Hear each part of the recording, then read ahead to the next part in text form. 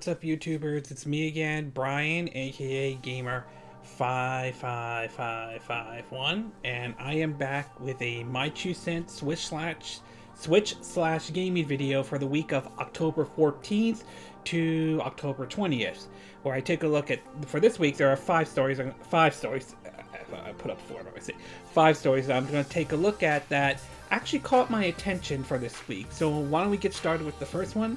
And the first one has to do with Diablo 3 coming to the Nintendo Switch. So as some of you are aware of, Blizzard had announced that they are bringing the Diablo 3 over to the Nintendo Switch. That will contain all the DLCs plus an exclusive, plus I think a skin or the fact that you can play as Ganondorf in the entire Diablo 3 campaign, which is nice as well, and all that stuff, and I'm looking forward to it when the game comes out on November 2nd.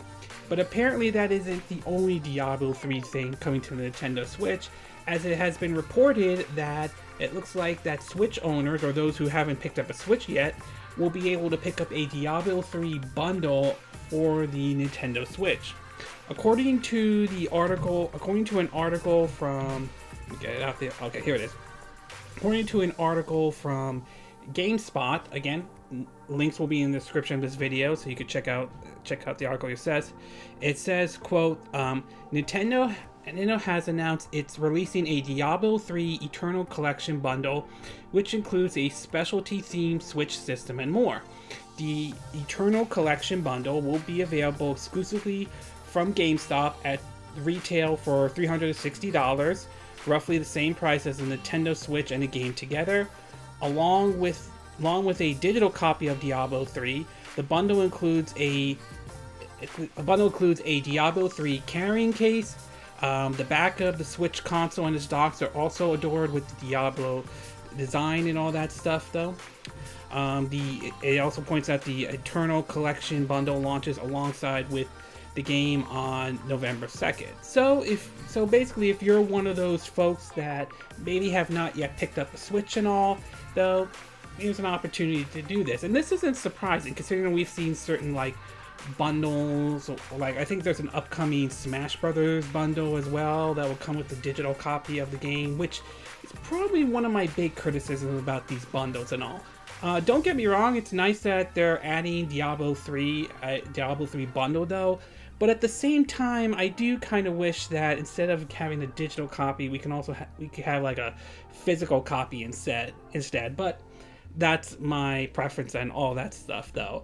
And as far as it, I'm not 100% sure for a game that has been out for quite some time to turn it into a bundle and all.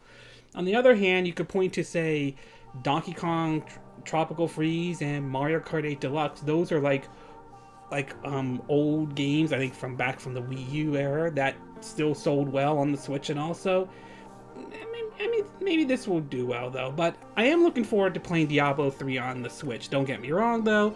But for those who are looking for a bundle or looking for something that's not the Smash Brothers bundle or planning to pick up a Switch, I mean, this is one area you could look at though. Another thing about Diablo 3, which is somewhat of a bad news though, kind of. It's to me, it's not the biggest bad news, but it might be disappointing to some people. And that is that reports is that Blizzard has revealed that Diablo 3 crossplay isn't coming anytime soon, though. There was sort of, for those who are not familiar with that, there was a rumor going around that supposedly they said something that raised the possibility of them doing possibly cross-platform. Again, in an article from GameSpot, one of the parts they wrote is, prior to comic books confirmation, in an interview with Business Insider, a Blizzard rep said that Diablo 3 cross-platform play was a question of when, if not when, not if. This led to several rumors that the dungeon crawler role-playing game would be supporting crossplay soon. Some theorize the feature might be announced at this year's BlizzardCon, but much like Diablo Reign of Terror being a new game, it doesn't look like that's the case. They made a statement though, saying that while we love the idea of bringing our players together across platforms, we do not have any plans to implement cross-platform excuse me, cross-platform gameplay for Diablo at this time. So it's certain they're not closing the door entirely on cross-platform, but it's certainly they're not focused on that as of right now. So I mean, somewhat of a disappointment on this though, but my position on cross-platform is that it's really up to the developers to decide whether or not they want to implement this or not. Though it should be up to them, not like what Sony did where they pretty much did not want to do cross-platform despite the backlash they got, especially over the whole issue with Fortnite to be exact. So over my take on it, I'm not losing sleep on it though. It is somewhat disappointing though, but again, it's not the biggest, not something to lose sleep over it, at least as far as I'm tell. But overall, if you're planning to get a Switch though, and have no plans to get the possibility of so-called Smash Brothers bundle, then consider maybe taking a look at the Diablo 3 Switch bundle and see if that is worth your time or money or not. So overall, it's an interesting bundle though. Still wish it came with the physical copy rather than a digital download and all. But again, that's my preference. Okay, we're gonna take a quick break, and when we get back, we're gonna get to part 2 of our My 2 Cent video, and this one has to do with some controversy Rockstar may have gotten themselves into. So we'll take a quick break, and we will be right back.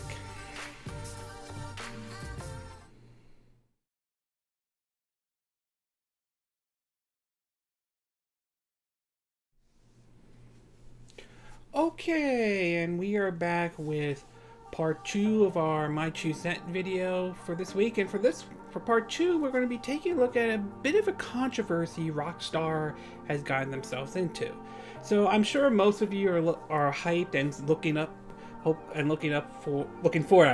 forward to the release of Red Dead Redemption 2, the sequel to the 2010 the first Red Dead Redemption, which was a game I really enjoyed when it was released back in the PlayStation 3, back on the PS3 though. Would have loved to see them remake it and bring it to the PS4 though. That would have been nice if Rockstar would have done that though. But apparently the game has sort of sparked a bit of a controversy, and it has nothing to do with the content that they put in the game or anything like that. If you look at Rockstar's games in the past, they are known to cause controversies, although some of them I think some people kind of blow it out way out of proportion.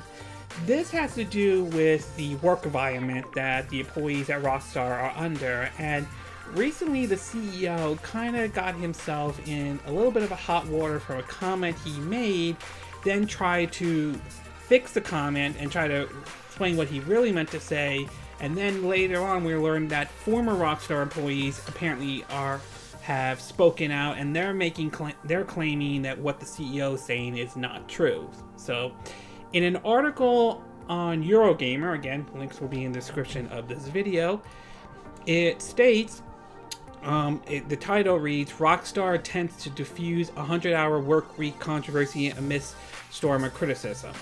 Supposedly the CEO or the person in charge at Rockstar, Houser, Houser, again, apologize if I'm not saying the name correctly, made the claim in a Vulture article based on a personal tour of Rockstar Games' Manhattan office. Astonishingly, neither Houser, if I'm saying the name correctly, nor Vulture attempt to justify the extraordinary amount of work further in an article which otherwise glows about the game and overall visit.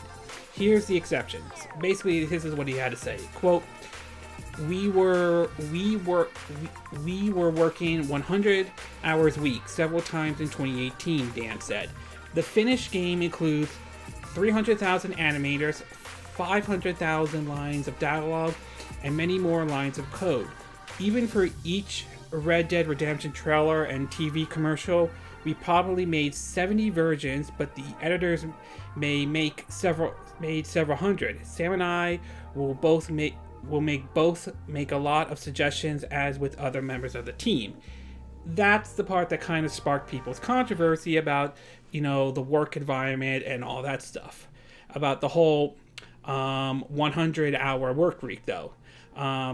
Then later on in the week, though, publisher Kotaku interviewed him, and I think Hauser claimed that he was speaking solely about 4 people and that additional effort for other staffs were a choice. He clarified it by saying this, quote, there seems to be some confusion arising from my interview with Harold Goldberg. The point I was trying to make in the article was related to how the narrative and dialogue in the game was crafted, which was mostly what we talked about, not about the difference process of the wider team. After working on the game for 7 years, the senior writing team, which consists of 4 people, and himself, as we always do, 3 weeks of intense work when we wrapped everything up, 3 weeks, not years. We have all worked together for at least 12 years now, and I feel we need to get everything finished. After so many years of getting things organized and ready on this project, we need this to check and finalize everything. More importantly, we obviously don't expect anyone else to work this way. Across the whole company, we have several senior people who work very hard purely because they're passionate about a project or their particular work, and we believe that passion shows in the game we release. But that additional effort is a choice, and we don't ask or expect everyone to work anything like this. Lots of other senior people work in an entirely different way and are just as productive. I'm just not one of them. No one, senior or junior, is ever forced to work hard. I believe we go to great lengths to run a business that cares about its people and make the company a great place for them to work. Basically, he's trying to say that the 100-hour work week is sort of optional. Well, apparently some people who have gone on Twitter who claim to be former employees of Rockstar don't see it that way, and the article points out that, but many have pointed out that Hauser's comments echoes previous reports of Rockstar's crunch culture, something which was memorably exposed in a 2010 open letter from the partners of those working on the original Red Dead Redemption. The letter spoke of a toxic workplace culture where extreme overtime was standard, encouraged, and came with punishment for those unwilling to comply.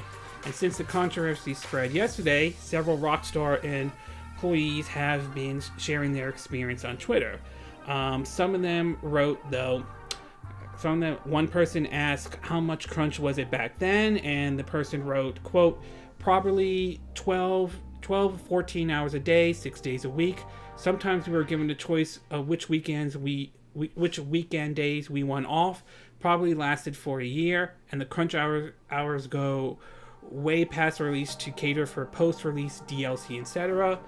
Another person wrote saying, quote, I worked in the film and game industry. Speaking only for myself, there have been times when I work 100 hours in a week, happily and proud. Rockstar, I quit only after a few months. And we're responding to a person who wrote, Rockstar never talks to the press, so when they do, letting some of the most powerful people in the game brag about 100 hours work week without placing that it's in the broader context of labor exploitation, which Rockstar itself had been credibly accused of, it is irresponsible, though. And several other people have basically talked about this, though. If this is true, and I just want to say I'm not jumping to any official conclusion of it is, but if this is true, this is a problem for the industry as a whole, not just Rockstar, but in the industry as a whole, because this may turn off some people who want to get into the video game industry, wants to work in there, hearing about the fact that they're going to work these crunch hours, and there's also the stories of people who never get to see their families or spend time with them in any way. I mean, this is unacceptable, and this could have some ramification to the industry going down the road, because it might turn people off. And the fact that you have a CEO, possibly, again, if this whole story is true, bragging about the crunch hours and then saying it's optional, and then having employees come out and saying that's not true at all, it's not optional. To me, as someone who's mostly pro-union and all that stuff, and pro, pro workers and all that stuff. This to me is unacceptable. This really is, and I don't believe employees should not be thrown under the bus because of the higher ups and all. There has to be a better way to handle, making these games, putting out quality games though, but not screwing the employees over in any way. So, to me, this kind of puts a black eye in the upcoming release of Red Dead Redemption 2. Do I think this will have an impact and have people not buy the game or anything like that?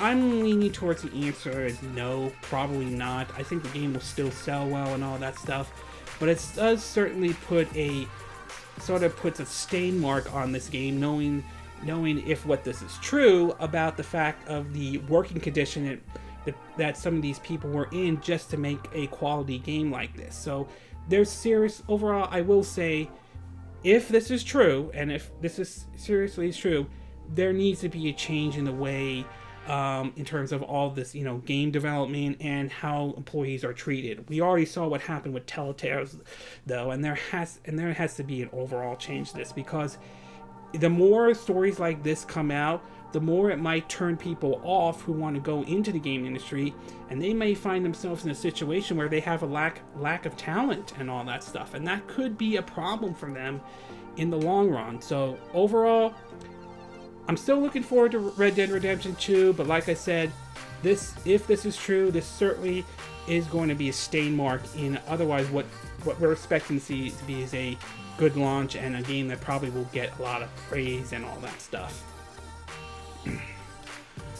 Okay, we're going to take a quick break, and when we get back, we're going to get to part 3, and this one has to do with the upcoming re-release of Onimusha Warlord, especially coming for the Nintendo Switch.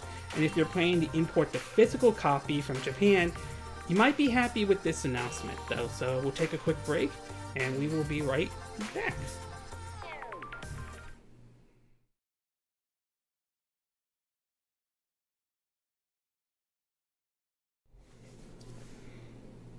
Okay, and we are back with part 3 of our My 2 Cent video for this week. And for this one, we're going to be taking a look at Onimusha. Now, I'm sure most of you are aware, I think it was last month or the month before, Capcom announced that they will be remaking, or I won't say remaking, but porting over Onimusha Warlords, the 2001 classic PS2 game, and that it will be coming to the PS4, Xbox One, PC and Steam, I believe PC and Steam, and Nintendo Switch.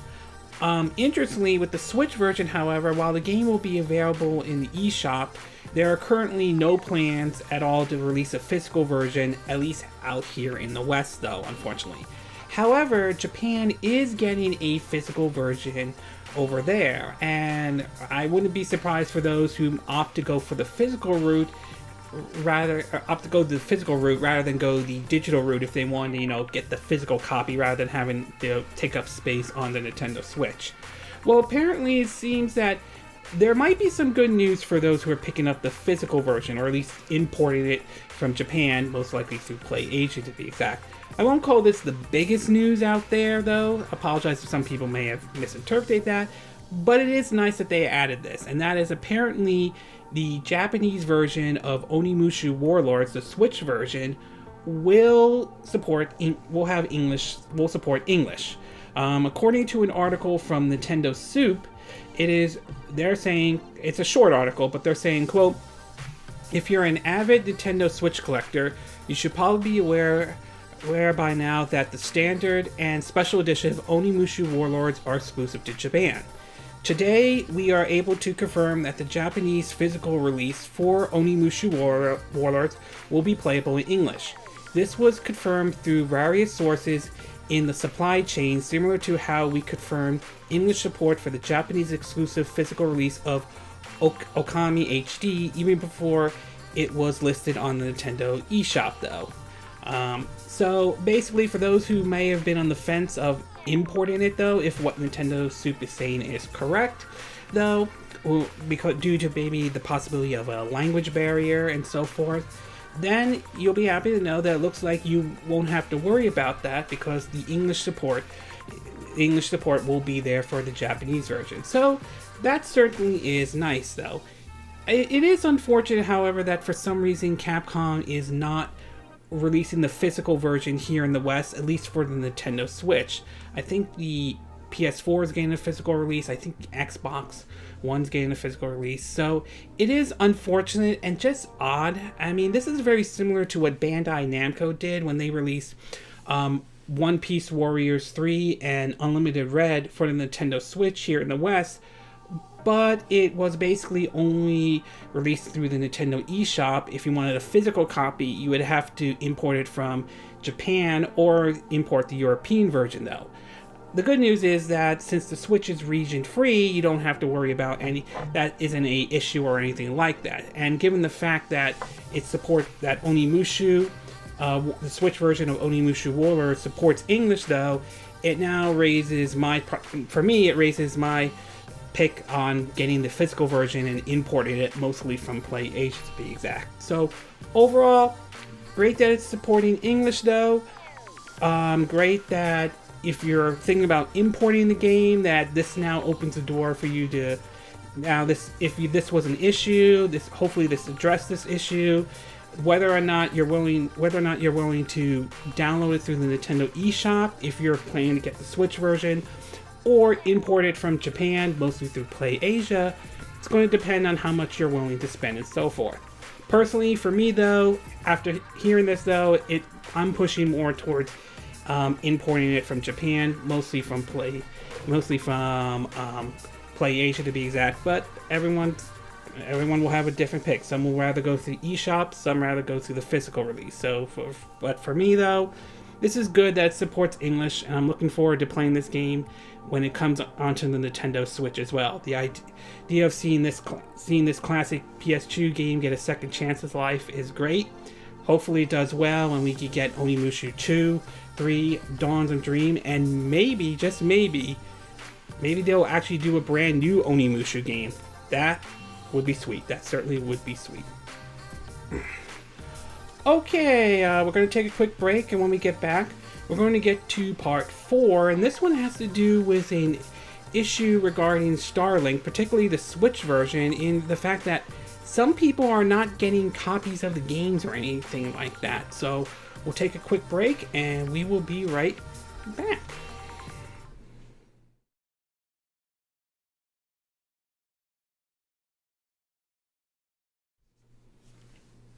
Okay, and we are back with part 4 of our My Choose Set video for this week. And for this one, we're going to be taking a look at a issue Ubisoft seemed to have ran into, and possibly Best Buy, with Starlink. So as some of you are aware, Starlink is the new game from Ubisoft that has come out for the Xbox One, PS4, and Nintendo Switch. And the whole concept is basically it's the whole Toys for Life thing. Whether that catches on or not, or whether it suffers the same fate as Disney's Infinity, if I'm saying the name correctly, and other Toys for Life, remains to be seen. I'm not sure if it will catch on or not, but we'll have to wait and see if it truly does or not. Well, apparently Ubisoft and the game seems to be running into certain shipment issues. As it turns out, there have been several reports coming out that the starter pack at least, is being shipped without the game, to be exact. In an article from Polygon, links will be in the description. It's reported they're saying, quote, Starlink on Switch reportedly shipped to some without a game inside. It points out that Ubisoft's toy-to-life space shooter Starlink Battle for Atlas launched earlier this week, but some excited buyers are finding themselves totally unable to play it.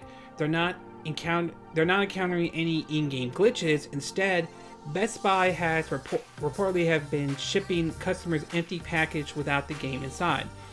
Across Best Buy's online listings for Starlink itself, as well as Reddit and Twitter, Nintendo Switch owners say the game case and cartridge has been left out of the box. This seems to primarily affect the starter pack, which comes with the toy of Star Fox McCloud and his R-Wings. as well as the hardware to use the in-game.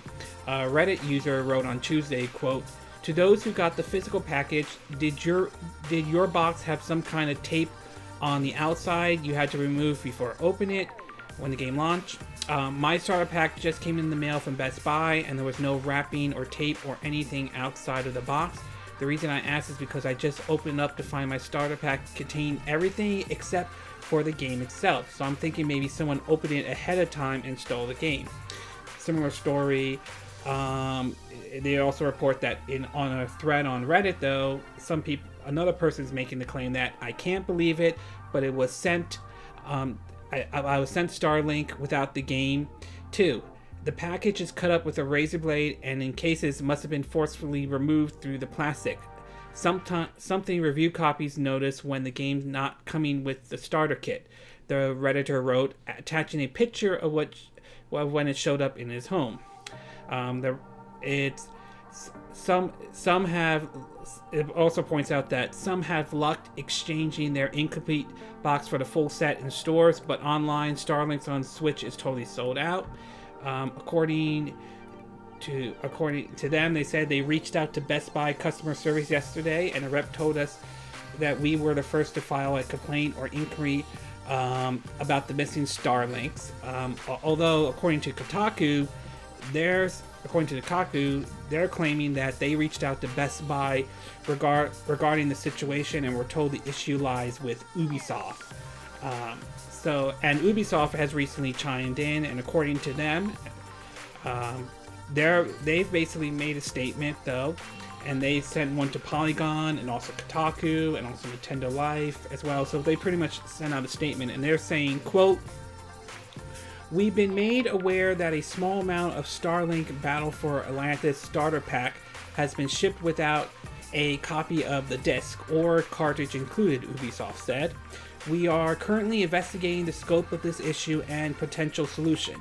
In the meantime, if anyone has been affected by this issue, please tell them to contact Ubisoft's customer service at support.ubi.com, UBI, and they will provide assistance."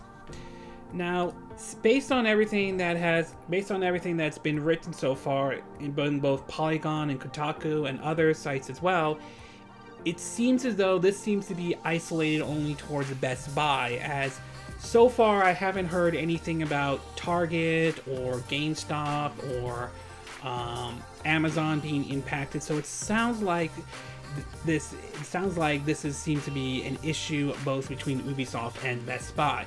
And the fact that people are receiving their package, getting their package, finding out their game's not in there, and the fact that it may have been open, does kind of raise the possibility, although I'm not saying this is true or anything. Now, it's possible it may not be true at all, but it does raise the possibility that there may have been some theft involved, in which someone must have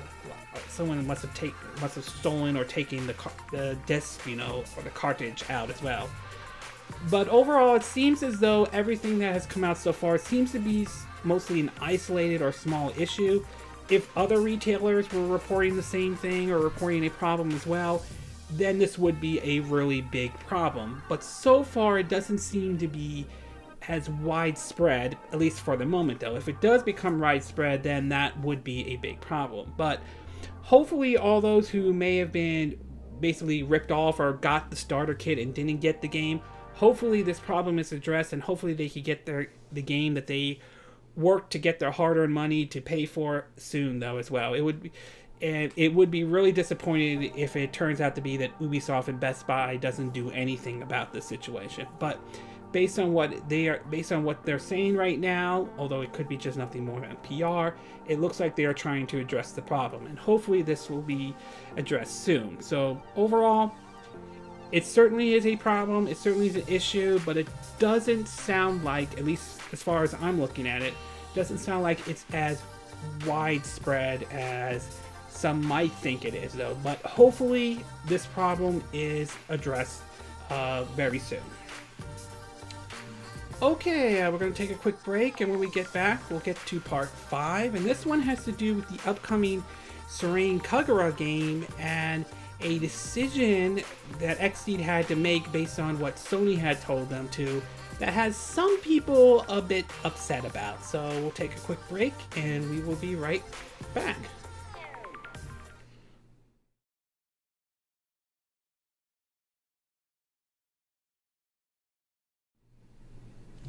Okay, and we are back with part 5, our 5th and final part of our My True Scent video for this week.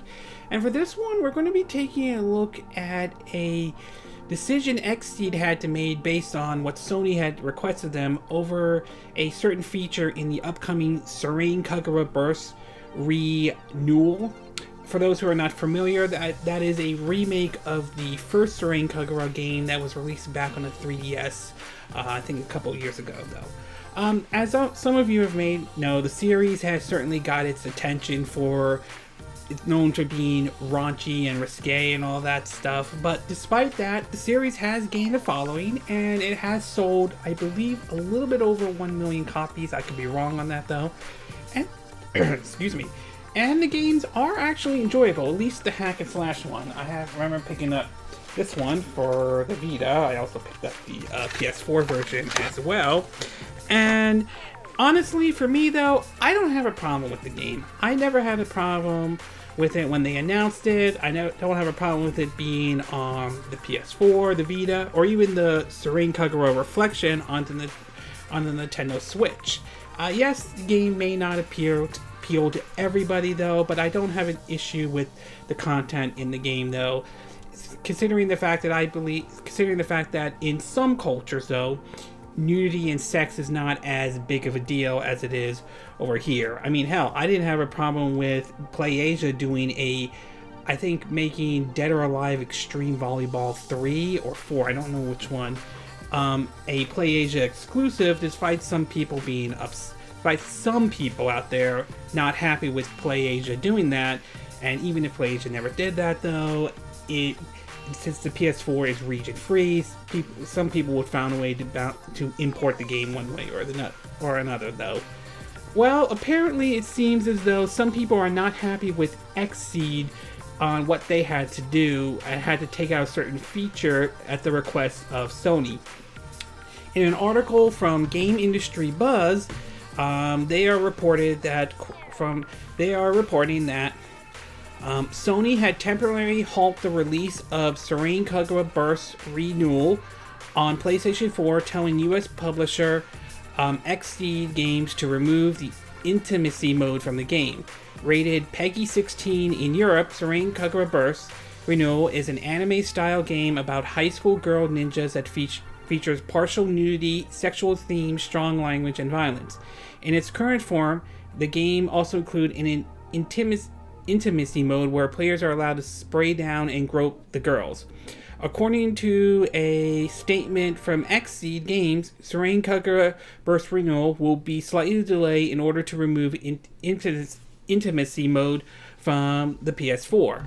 This was confirmed from what they wrote on Twitter, on what they wrote on their Twitter feed, which states, quote, "The release of Senran Kagura Burst Re Newal will be slightly delayed as we remaster to remove the interactive intimacy mode from the PS4 version. The Steam version will release with that mode intact and will launch simultaneously with the PS4. We are looking forward to sharing the release date shortly and appreciate your patience," though. They say that intimacy mode has appeared in previous games from Xseed without pushback from Sony. However, according to Xseed's localization producer, this is a brand new policy from the platform holder. He added that while the age of the characters doesn't help, he believes that the interactive in general, that's the issue, and changing the girl's age won't make a difference. PQ, the game's UK distributor, ran into similar problems earlier this year when Omega Labyrinth Z became the first game to be banned in the country since Manhunt 2. Developed by Matrix Software, it too features sexually explicit interaction with underage girls. This move represents a growing pattern from Sony, which also saw it block the controversial pickup artist game Super Seduction from release on the PS4.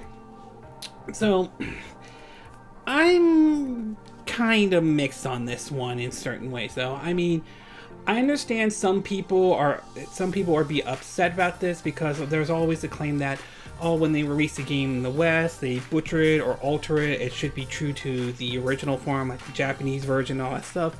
And I could, in a way, I don't entirely disagree with that argument, though. At the same time, obviously, this is the policy Sony put up, and obviously they may have made some changes and all that stuff after what happened with, I think, that Super Seductor. And obviously Xseed, they really obviously want to bring the game out to the PS4 since the game series has mostly been on the PS4, although there has been some dab with Senran Kagura Reflection from the Nintendo Switch and the upcoming pinball game as well. It seems as though it seems to be only this mode seems to be taken out for the PS4. I mean, or at least this mode, but everything else seems to be remaining intact, unless I'm missing something to be exact. And it's interesting that the PC version will retain that mode. Now, whether or not this will impact people's purchase on the game or not, will remain to be seen. I know there are some people who've gone on Twitter who have expressed their disapproval with this, claiming they're canceled their pre-orders and so forth. But to me, it sounds like it's just this mode and nothing else, to be exact. So I don't think I'm not losing complete sleep over it, though.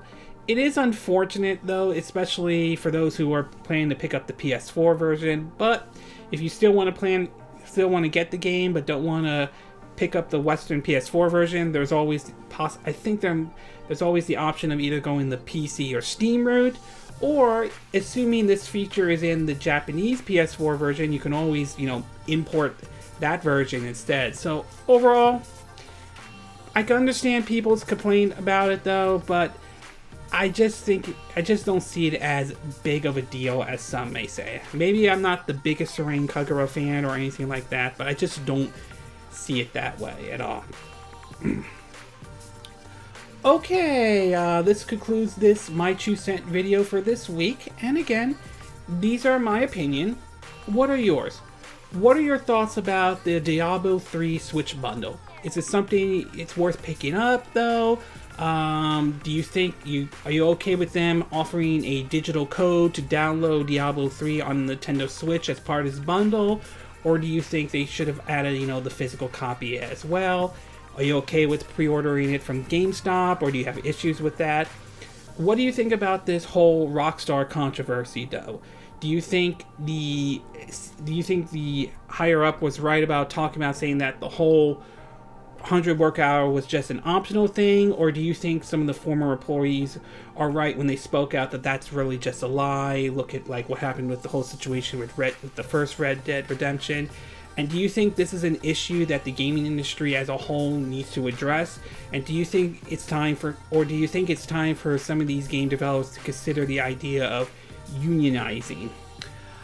What are your thoughts about the fact that the Japanese Switch version of Onimusha Warlord will support English? Are you very happy about this? Do you think this is a big issue? Do you think it's not a big issue? Does this now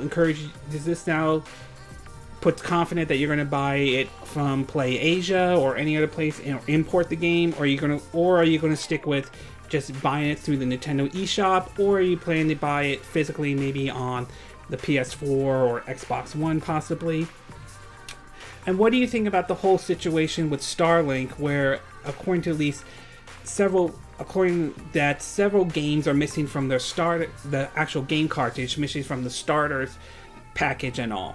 Do you think this is an isolated incident, or do you think it's a really big problem and all? Do you think Best Buy and Ubisoft will address this very quickly, or do you think that we could see this drag on and on? And what are your thoughts about the publisher Xseed doing what Sony told them in terms of removing this intimacy mode from the upcoming Senran Kagura Burst renewal? Do you think it was the right thing for Xseed to do, or do you think it wasn't right? Do you think Sony is within the right of this, especially as part of the new policy, or do you think they're blowing this way out of proportion, to be exact. Do you think fans have a right to be angry, or do you think some of the fans are going maybe a little bit overboard?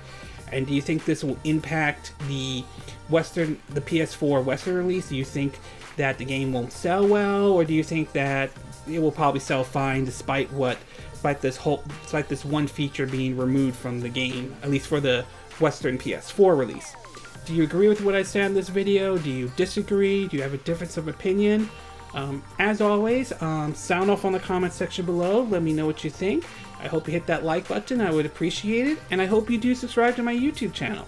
If you do, make sure you hit the bell icon for notifications of any new videos I do. Also, feel free to share this video if you want to. And feel free to donate to my channel if you like. You could do it through PayPal me or Patreon. Links will be in the description of this video. And I will see you again next time when I do another video. Hopefully that will be soon. Until then, from Southern California, wish you all a good day then. Bye!